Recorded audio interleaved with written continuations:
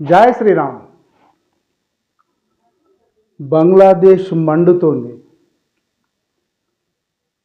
అక్కడి మైనారిటీలైన హిందువులను అక్కడి మెజారిటీ ముస్లింలు చేస్తున్న ఆకృత్యాలు, దౌర్జన్యాలను చూస్తున్న ప్రపంచమంతా విస్మయం చెందుతూ ఆందోళన చెందుతోంది. ఏంటి ఇది, ఇలా చేస్తున్నారేంటి? అక్కడ మైనారిటీలకు రక్షణ లేదా? మైనారిటీలకు అక్కడ బంగ్లాదేశ్లో రక్షణ లేదా అనే ప్రశ్న ఇప్పుడు ప్రపంచవ్యాప్తంగా వస్తుంది. అందుకే అన్నారు, మానవ హక్కులు అనేది ఒక ప్రపంచ సమస్య, కేవలం ఒక దేశానికి సంబంధించిన సమస్య కానే కాదు. ఒక్క విషయాన్ని బాగా గుర్తుపెట్టుకోవాలి. చిన్మయ కృష్ణదాస్ ఏ రోజైతే అరెస్ట్ కాబడ్డాడో ఆ రోజు నుండే బంగ్లాదేశ్లో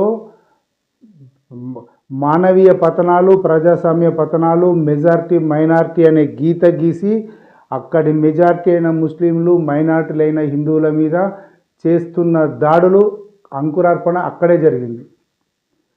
చివరికి అక్కడి నుంచి వస్తున్న అడ్వకేట్ రామెన్ కూడా వాళ్ళు అతని మీద దాడి చేసి ఇబ్బంది పెట్టారు. ఇది ఎంతవరకు కరెక్టు?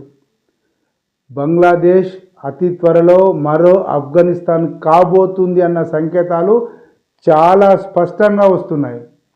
ఎప్పుడో తాలిబాన్లు ఉన్నప్పుడు బంగ్లాదేశ్లో ఆఫ్ఘనిస్తాన్లో బౌద్ధ విగ్రహాలన్నీ కూల్చేసి రాక్షస ఆనందం పొందారో, ఈరోజు ఇస్కాన్ టెంపుల్లను బంగ్లాదేశ్లో కూల్చేస్తూ బంగ్లాదేశ్ ముస్లింలు కూడా అదే రకమైన రాక్షస ఆనందం పొందుతున్నారు. ఇది ప్రపంచవ్యాప్తంగా ఉన్న హిందువులు, ప్రపంచమంతా కూడా ఖండించాల్సింది. ముఖ్యంగా హిందువులైతే తప్పకుండా ఈ సంఘటనని ఖండించాలి, ఈ దౌర్జన్యాన్ని ఖండించాల్సిన అవసరం ఎంతైనా ఉంది. దీని విషయం మీద ప్రతి ఒక్క హిందువు, ముఖ్యంగా భారతీయ హిందువు ఏ రకంగా స్పందిస్తాడు అన్న విషయం మీదే బంగ్లాదేశ్ యొక్క భవితవ్యం ఆధారపడి ఉంటుంది. ప్రత్యక్షంగానో పరోక్షంగానో బంగ్లాదేశ్ భారతదేశం మీద ఆధారపడి ఉంటున్న దేశం అది.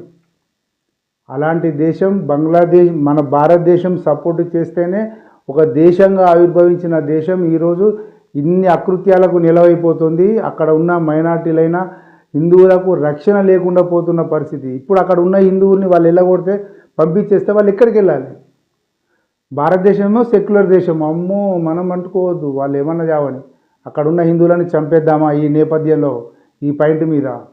లేకపోతే వాళ్ళందరినీ ముస్లింలుగా మారమని చెప్పుదామా? వాళ్ళకు రక్షణ లేదు కదా. మరి వాళ్ళకు ప్రపంచవ్యాప్తంగా ఎక్కడ కూడా రక్షణ లేదు.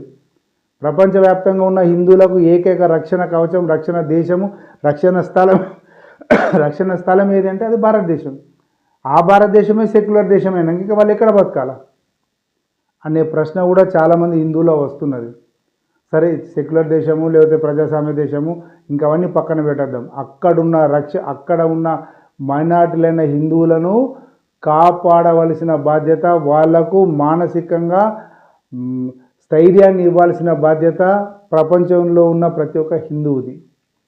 ఈ బాధ్యత మాత్రం ఏ హిందువు మర్చిపోకుండా వాళ్ళందరినీ సురక్షితంగా ఉంచే విధంగా అక్కడి ప్రభుత్వంపై, ఇక్కడి ప్రభుత్వంపై కూడా ఒత్తిడి తేవాల్సిన అవసరం ఉంది. దానికి ప్రతి ఒక్క హిందువు ఎవరి కర్తవ్యం వాళ్ళు చేయాల్సిన అవసరం కూడా ఉంది. జై శ్రీరామ్.